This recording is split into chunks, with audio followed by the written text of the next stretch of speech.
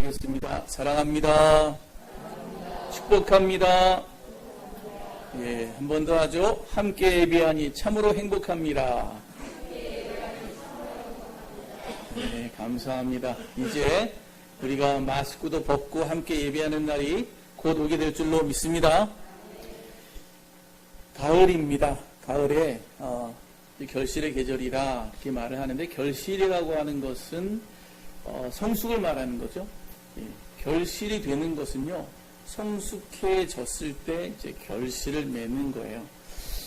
가을에 이 열매들을 보면은 이제 막 익어가는데, 다음 주면 이제 우리 추수감사절입니다. 우리 교회는 10월 셋째 주에 우리가 추수감사절을 이제 지키고 있는데, 이렇게 과일의 주 앞에 이제 올려드릴 것을 바라볼 때에 햇사과, 풀사과도 참 좋지만, 진짜 과일의 풍미를 좀 제대로 느끼려면요, 향기를 제대로 느끼고 맛을 제대로 보려면 잘 익은 게 좋아요. 그죠? 잘 익은 거, 아주 그냥 결실이 충만한 거, 이게 참 너무 좋죠.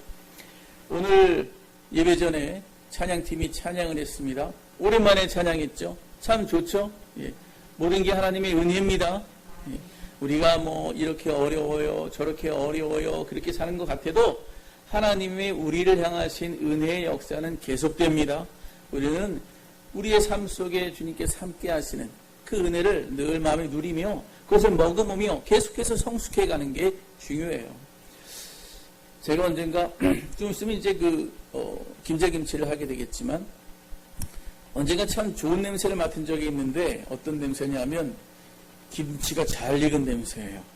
김치를 딱 해두고 어느 정도 있은 다음에 먹을 때가 됐다 싶어가지고 김치 뚜껑을 처음으로 딱 열었는데, 냄새가요, 약간 톡 쏘면서 약간 신듯하면서, 근데 이 배추의 어떤 잘 익은 그런 냄새 있죠? 그게 싹 올라오는데 기분이 좋더라고요. 이야, 잘 익었구나. 먹어보지 않았는데 막상 먹어보니까 어때요? 감칠맛이 나는 거죠. 이 감칠맛이라고 하는 거는 그냥 이제 겉절이에서는 잘 느끼지 못하는 거예요. 잘 익어서 이게 어느 정도 발효가 됐을 때, 발효점이 지나서 막 맛있게 익었을 때 느끼는 맛, 이게 감칠맛이죠. 여러분, 이런 감칠맛, 성숙된 맛은요, 사람들을 참 행복하게 합니다. 그리고 여러 사람들 유익하게 하죠. 사람도 마찬가지예요. 사람도 어려서는 진짜 자기밖에 모르죠. 정신없이 자기 거 찾고 막 그냥 이제 달려오지만, 이제 사람이 나이를 먹고 또 세월이 지나면 성숙해지게 됩니다. 성숙해지면은 이제 자기만 알던 그런 모습에서 이제 다른 사람, 나와 관계한 다른 사람들을 배려한 모습으로 조금씩 바뀌어요. 그래서 그 사람들을 사랑할 줄 알고, 또 그 사람 필요를 보면서 배려할 줄 알고, 또 심지어는 희생하기도 하는 그러한 삶을 살게 되죠. 이게 성숙한 사람의 삶의 모습이에요.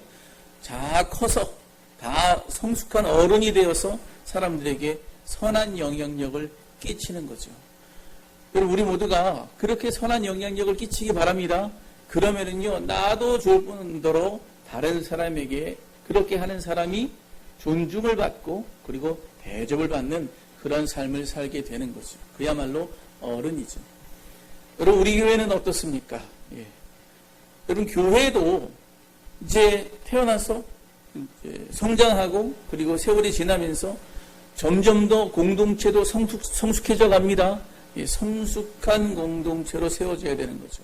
물론 그러려면 그 안에 있는 구성원들도 성숙해져야죠.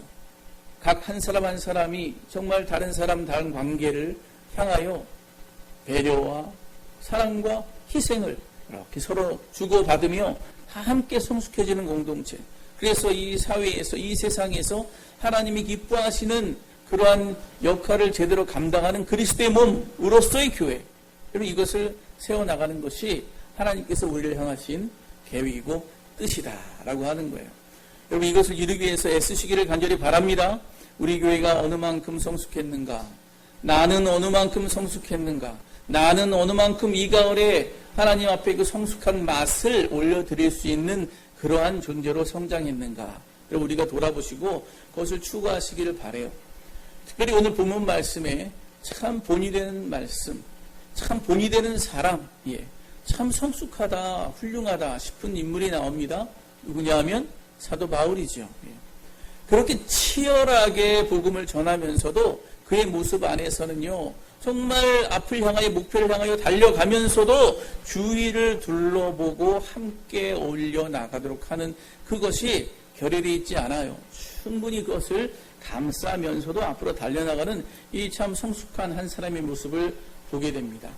사도 바울이 이제 1, 2, 3차 선교여행을 마쳤어요. 이제 헬라 지역과 소아시아 지역 마쳤어요. 그래서 로마 지역의 동쪽 지역을 다 선교를 하고 이제 예루살렘에 가서 선교 보고를 하고 이제 로마로 가서 본격적으로 복음을 전하고 로마 교회의 힘을 얻어서 이제 서쪽 이 로마의 서쪽 지역을 이제 선교하리라 마음을 먹고 이제 내려가는 거예요. 자, 예루살렘으로 향하여 내려가는데 이제 얼마나 그 들뜬 마음으로 내려가요. 그런데 어려운 일이 생깁니다. 어떤 어려운 일이 생기냐면 내려가는 동안에 성령이 여러 사람들을 통하여 감동하여서 내려가면 결박이 기다리고 있고 환란이 기다리고 있을 것이다. 네가 예루살렘으로 내려가면 거기에는 네가 어떤 보고를 하고 어떤 계획을 가지고 내려간지 모르지만 너는 가게 되면 결박당할 것이고 환란과 고난이 너를 기다리고 있을 것이다. 그래요. 아하. 사실 예루살렘 교회에 내려가면서 이 그동안 전도했던 이방의 연약한 교회들, 이 교회들을 이 예루살렘 교회와 연결시켜줘 가지고 제대로 인정받고 제대로 도움을 받고 그래서 교회들이 건강하게 되고 하나님 나라가 점점 더 확장하기를 기대하면서 지금 내려가는 거예요. 그리고 이 예루살렘 교회가 기근으로 인해서 굉장히 궁핍하고 어려운 지경에 있다는 것을 알고 그 조그만 교회들이 조금씩 구제금을, 헌금을 해가지고 그걸 가지고 돕기 위해서 지금 내려가는 거예요. 좋은 일로 내려가는 거예요. 그런데 성령은 끊임없이 내려가면 결박당하고 환난당할 것이다. 이걸 여러 사람을 통해서 이야기하는 거예요. 빌립의 딸들, 예언자들 통해서 이야기를 하고 본문 앞에 나와 있는 아가보 선지자라는 자가 와서 직접 제스처를 써가면서 상징적으로 몸으로 보여주면서 그렇게 될 거다 얘기합니다. 그러니까 사도 바울에 함께했던 제자들, 사도 바울의 일행들이 바울이시여, 사도 바울이요, 내려가지 마세요. 지금 내려가면 잡히게 되고 환란이 기다린다고 여러 군데서 이렇게 예언이 있는데 성령이 이렇게 우리를 알려주시는데 내려가지 말고 피하시죠. 여태까지 어려운 일 있으면 도시에서도 빠져나오고 또 피하고 이런 일 계속 해오지 않았습니까? 그렇게 하시죠. 그런데 사도 바울이 말을 듣질 않아요. 왜 말을 듣질 않죠? 똑같은 성령의 음성을 듣기는 들었으나 똑같은 성령의 그런 뜻을 알았으나 해석이 달라요. 해석이 어떻게 다르냐? 그런 어려움이 있으니 피하라 이게 아니고 그런 어려움이 있으니 하나님 나라를 온전히 건설하고 네가 로마도 가고 전 세계 복음 전하기 위한 쓰임 받기 위해서 그것을 미리 알고 기도로 더 준비하고 또 마음가짐을 분명히 하고 그리고 내가 너에게 시킨 사명을 끝까지 감당하라. 이렇게 사도 바울은 듣는 거죠. 똑같은 말을 들어도 똑같은 예언의 말씀을 들어도 어떻게 하나님의 깊은 것을 알고 그리고 그 깊은 곳에서 자기를 드릴 줄 아는가. 이게 좀 해석이 많이 다르다는 걸 알아야 돼요. 하나님께서 사도 바울에게 그것을 깨닫게 해주셨는 줄 믿습니다. 그래서요, 그런 음성 들어도 만류해도 불구하고 나는 로마로 가야 된다. 아주 굳은 마음으로 이야기를 하니까 어쩔 수 없이 일행들이 뭐라 그래요? 주의 뜻대로 이루어지이다 하면서 보낼 수밖에 없게 되죠.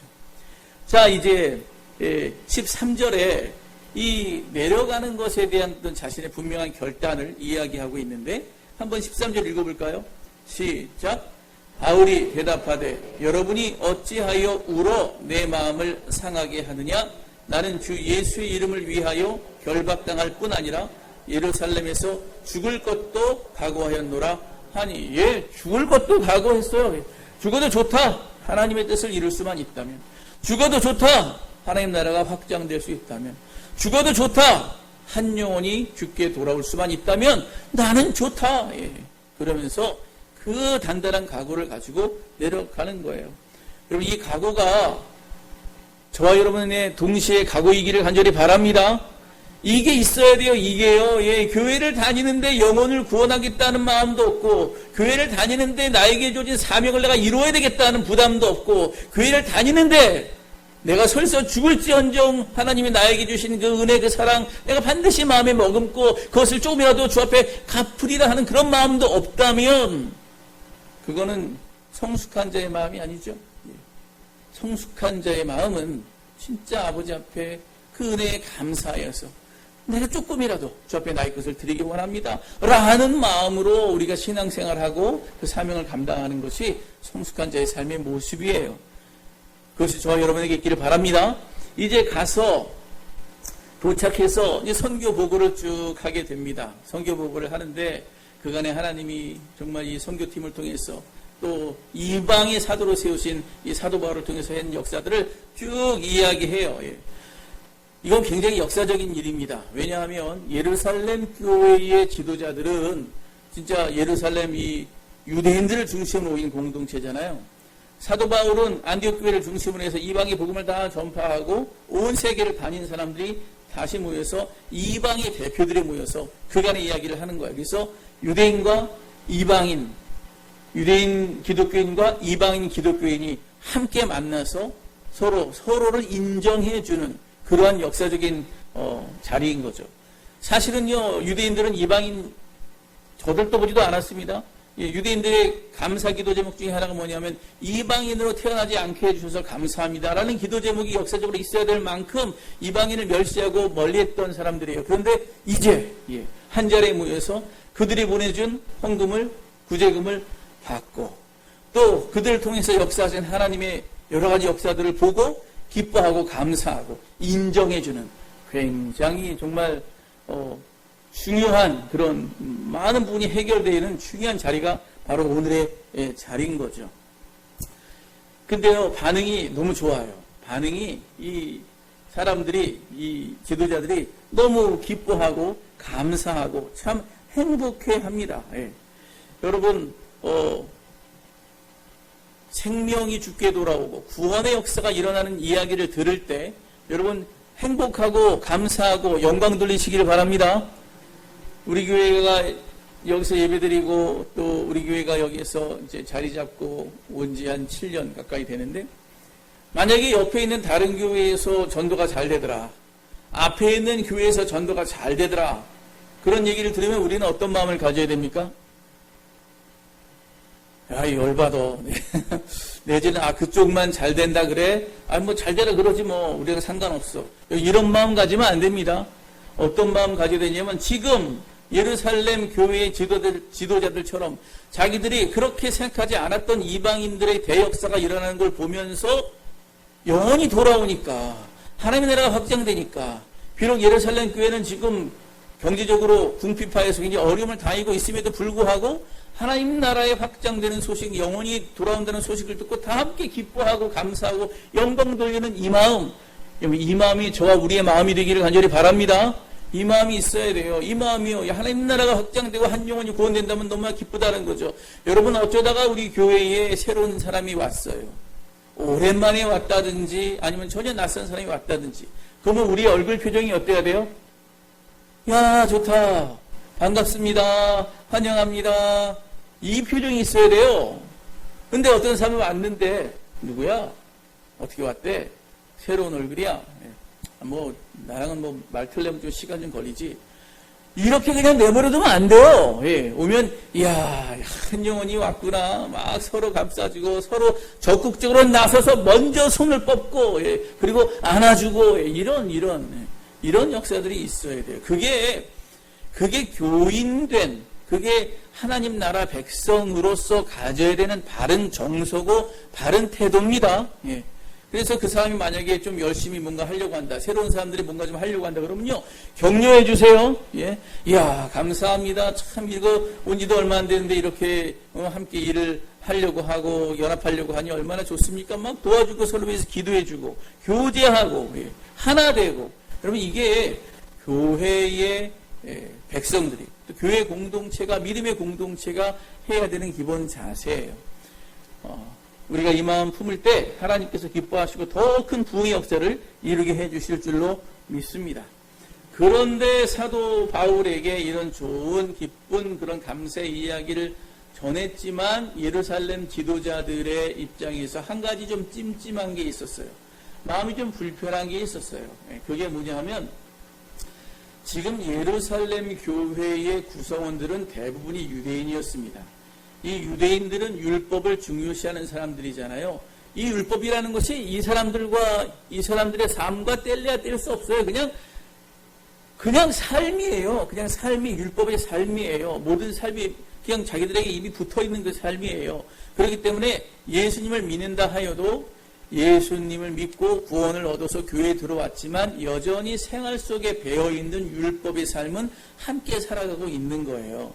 그래서 율법과 함께 살아가는 그런 이제 예수를 믿는 사람들이 대부분이었는데, 근데 듣다 보니 사도 바울이 온 이방의 복음을 전하되 뭐라 그랬냐 하면 할례를 하지 마라, 할례 안 해도 된다, 율법 그게 중요한 게 아니다, 이러면서 막 그런 얘기가 들리는 거예요.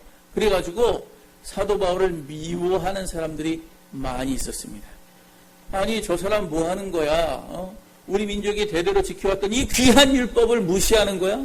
저도 유대인인데 이방인들에 가서 말이야 뭔가 좀 인기 끌려고 유대인들을 배반하고 유대 민족을 배반하고 지금 저가 막 저런 식으로 나가는 거야?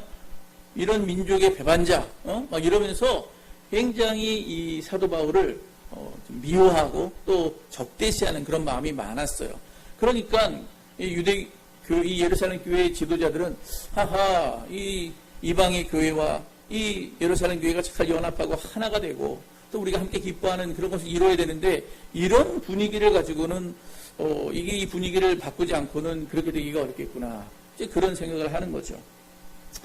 그래서 21절에 보면 그 구체적인 이야기가 나오는데 뭐라고 나오냐면 내가 이방인은 모든 유대인을 가르치되 모세를 배반하고 아들들에게 할례를 행하지 말고 또 관습을 지키지 말라 한다 함을 그들이 들었도다. 그렇게 얘기를 해요. 근데 여러분 이 성경을 잘 보시면 이 말이 맞는 것 같지만 성경을 잘 보시면 바울이 이런 말을 한 적이 없어요. 다만 바울은 어떤 말을 한 거냐 하면 구원은 오직 누구에게서 난다? 예수 그리스도를 믿음으로 난다. 예. 구원에 관한 한, 이 구원의 진리에 관한 한, 이것은 예수 그리스도를 믿음으로 말미암아 구원을 얻는 것이지 율법을 꼭 지켜야 된다고, 그 다음에 무슨 할례를 꼭 해야 된다고, 무슨 절기를 꼭 지켜야 된다고, 그래야만 구원받는 것은 아니다. 예.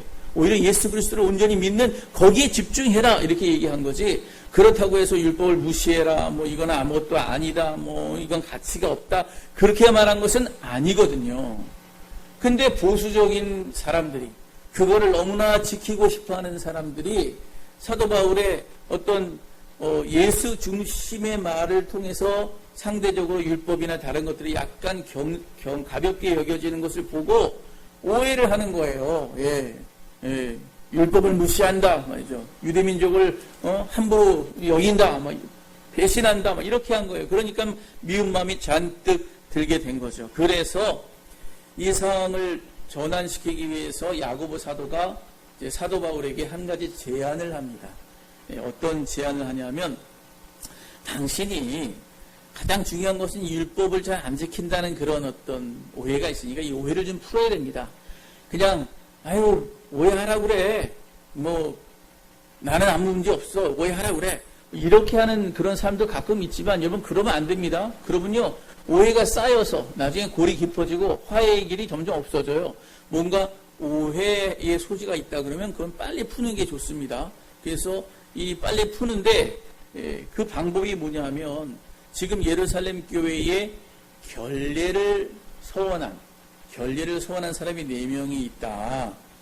여러분 결례라는 건 뭐냐면요 나실인과 같이 아주 머리를 깎고 독주도 술도 전혀 먹지 않고 또 몸을 아주 정결하게 영혼을 정결하게 하면서 정말 한 달이고 또는 뭐 몇 년이고 자기가 서원한 기간만큼 그렇게 사는 거예요. 우리도 마찬가지로 어떤 기도 제목이 있을 때 40일 금식기도 합시다. 맞죠? 20일 금식기도 합시다. 뭐 이러면서 우리가 결단하고 하나님께 집중하고자 하는 그런 시간들이 있잖아요. 이 결례라는 게 바로 그런 거예요. 그래서 이때에 이거야말로 아버지 하나님 앞에 정말 집중하는 것이고 또 헌신하는 것이니 이것을 당신이 좀 이 네 사람과 함께 하면 좋겠소. 그런데 거기에 그치지 말고 이 네 사람을 위해서 그 결례를 할 때에 들어가는 비용도 당신이 좀 대줬으면 좋겠소. 그렇게 얘기한 거예요.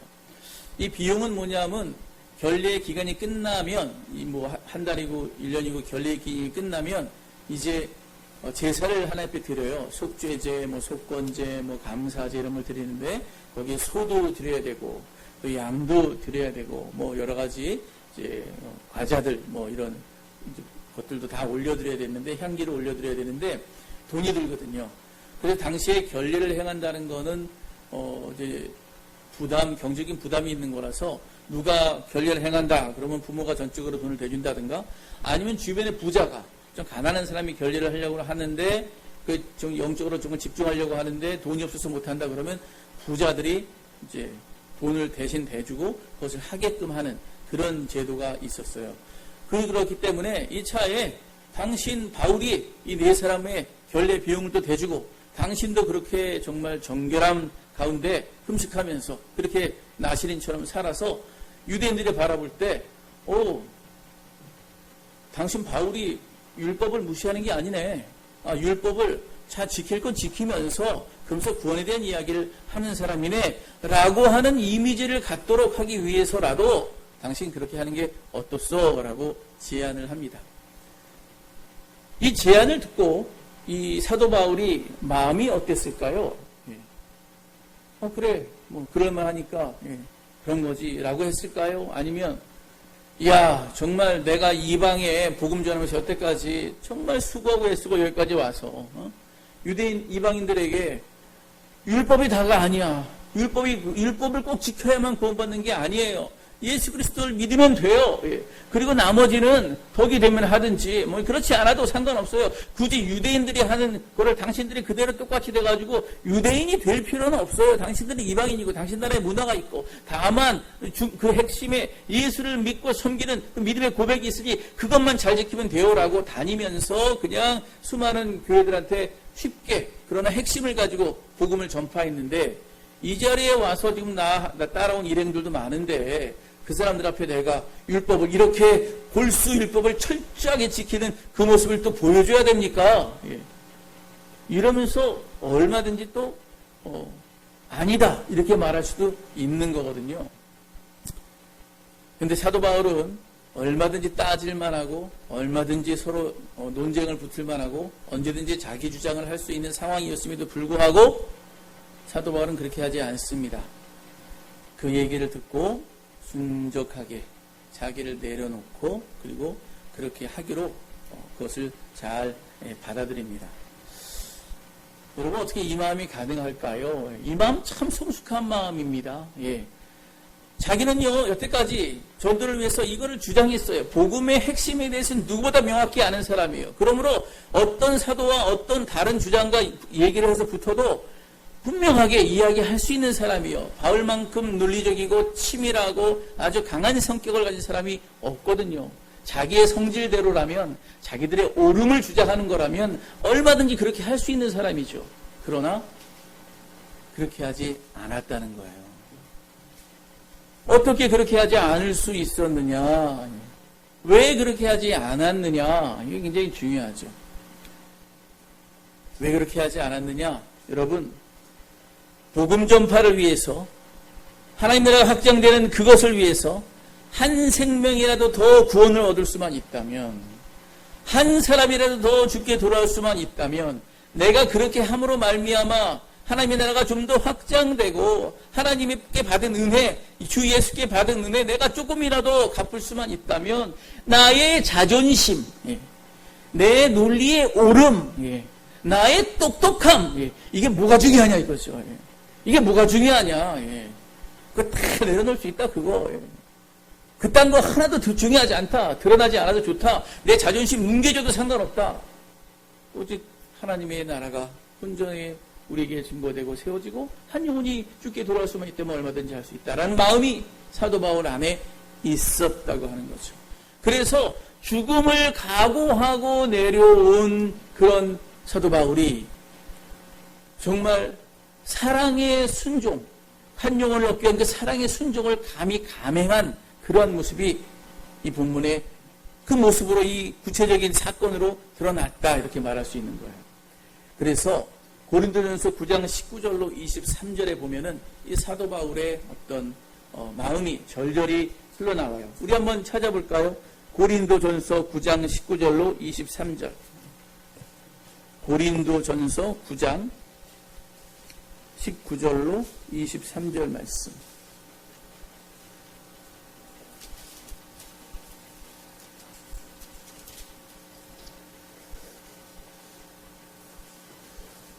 찾으신 줄로 알고 우리 함께 그냥 한 목소리로 읽어보겠습니다. 시작. 내가 모든 사람에게서 자유로우나 스스로 모든 사람에게 종이 된 것은 더 많은 사람을 얻고자 함이라. 유대인들에게 내가 유대인과 같이 된 것은 유대인들을 얻고자 함이요, 율법 아래에 있는 자들에게는 내가 율법 아래에 있지 아니하나 율법 아래에 있는 자 같이 된 것은 율법 아래에 있는 자들을 얻고자 함이요, 율법 없는 자에게는 내가 하나님께는 율법 없는 자가 아니요 도리어 그리스도의 율법 아래에 있는 자니라. 율법 없는 자와 같이 된 것은 율법 없는 자들을 얻고자 함이라. 약한 자들에게 내가 약한 자와 같이 된 것은 약한 자들을 얻고자 함이요, 내가 여러 사람에게 여러 모습이 된 것은 아무쪼록 몇 사람이라도 구원하고자 함이니 내가 복음을 위하여 모든 것을 행함은 복음에 참여하고자 함이라. 아멘.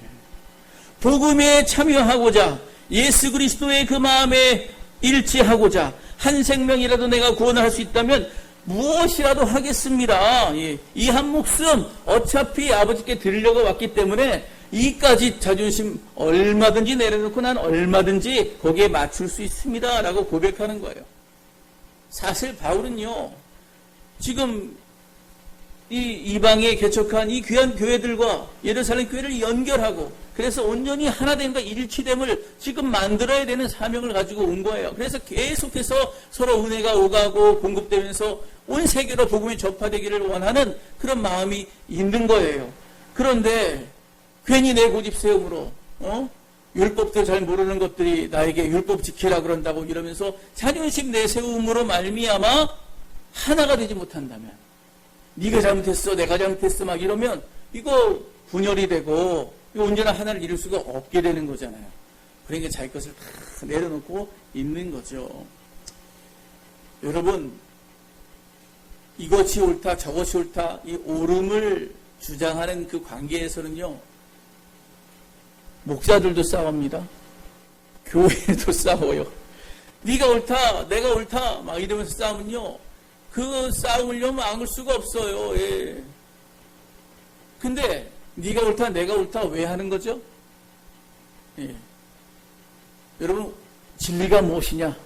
이게 교회가 바르게 나갈 방향이에요. 아니, 이게 교회가 바르게 나갈 방향이에요. 사실은 다 교회를 위해서 하는 거죠. 예. 열심히 있는 사람들이 주로 싸웁니다. 열심히 없는 사람들은 싸우질 않아요. 열심히 없는 사람들은 그래 뭐 싸우든지 말든지 뭐 옳든지 그러든지 그냥 알아서 나는 뒤에서 이렇게 따라가기만 하면 되고 뒤에서 그냥 이렇게 이제 받쳐주기만 하면 되지, 난 앞에 나가서 싸우는 거 싫어 예.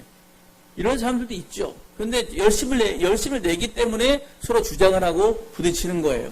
거기까지는 좋아요. 예. 그런데 중요한 것은 거기에 멈추면 안 돼요. 거기에 멈추면 상처가 나고 깨지는 일이 생겨요. 그럼 거기 위에 뭘 해야 되냐? 따라해 보겠습니다. 사랑의 순종, 사랑의 지혜, 그 사랑의 순종과 사랑의 지혜가 그거를 덮어야 돼요. 예. 네가 옳다 내가 옳다만 가지고 있으면은 하나님의 아름다운 덕을 이룰 수도 없고 그 덕을 선전할 수도 없어요. 그 위에 예수 그리스도의 사랑, 그 사랑의 순종, 사랑의 지혜, 이게 있어야 돼요. 자기가 옳다고 하는 지식만 가지고 이 지식이 옳아, 이 지식이 옳아, 지식이 서로 부딪혀가지고는요 하나님의 뜻을 이룰 수가 없어요. 그 위에는 지혜가 있어야 돼요.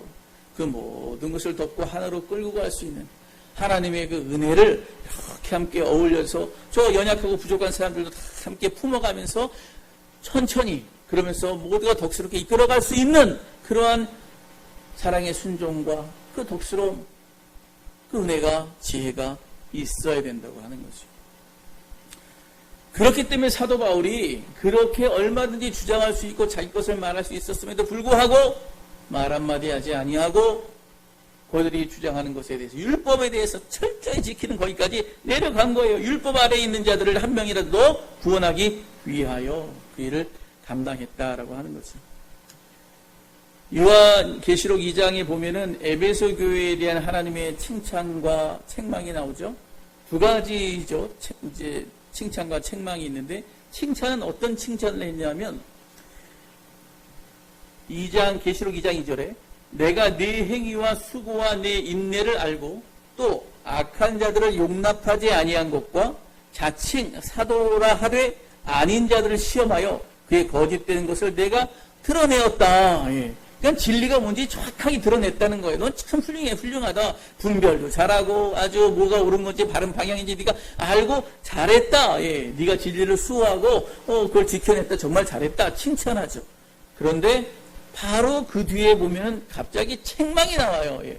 어떤 책망이냐면 그러나 너를 책망할 것이 있나니 너의 처음 사랑을 버렸느니라. 그러므로 어디서 떨어졌는지를 생각하고 회개하여 처음 행위를 가지라.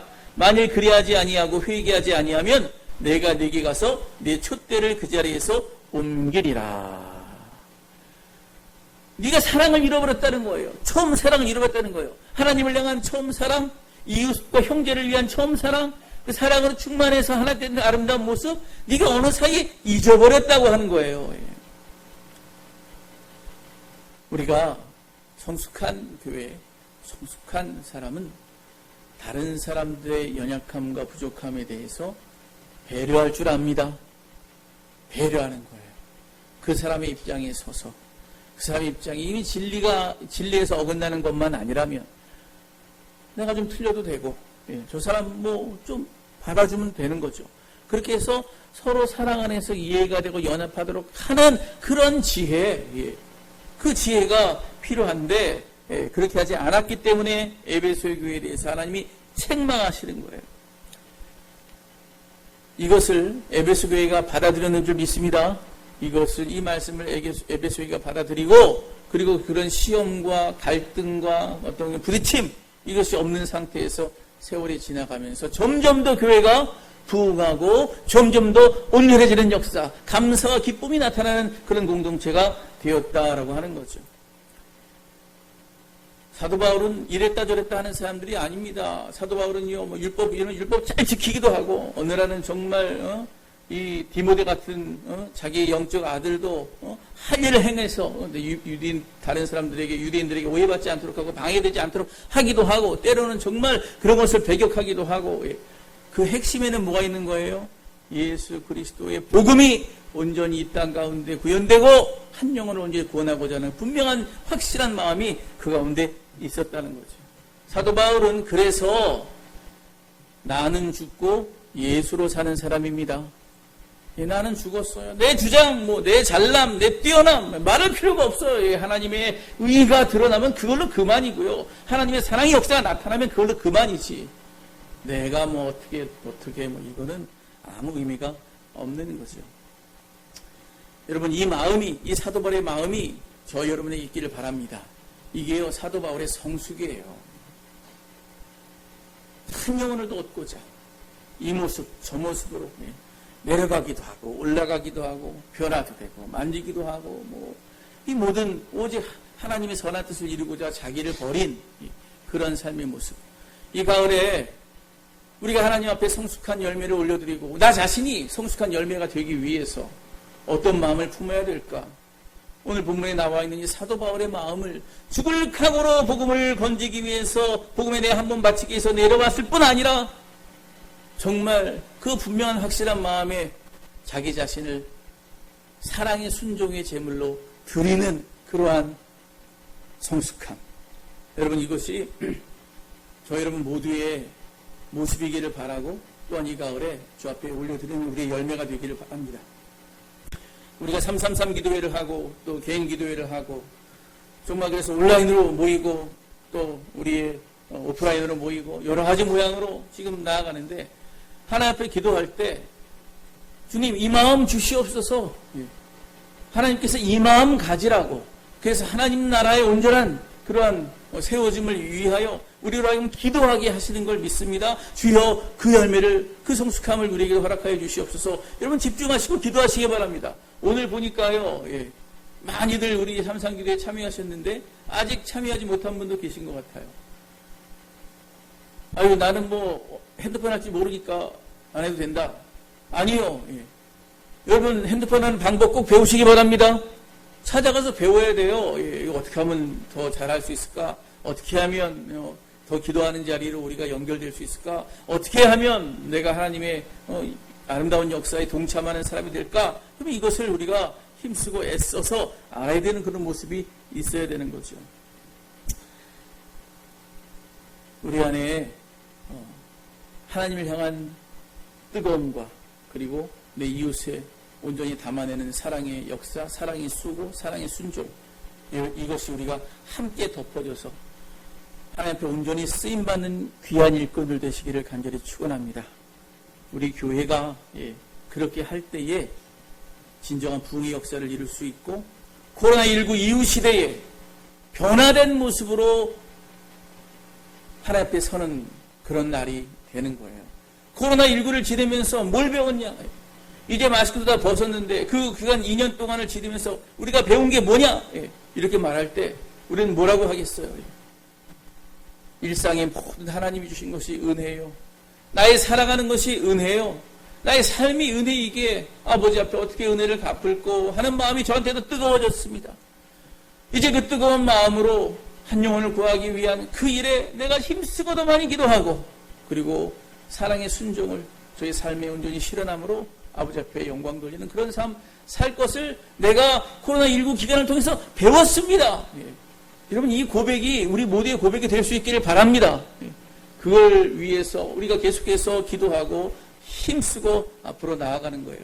아무쪼록 올가을에 향기가 풍성한 열매처럼 잘 익은 김치처럼 주 앞에 온전히 아름답게 드려지는 제맛을 내는 그런 성도와 교회가 되기를 간절히 축원합니다.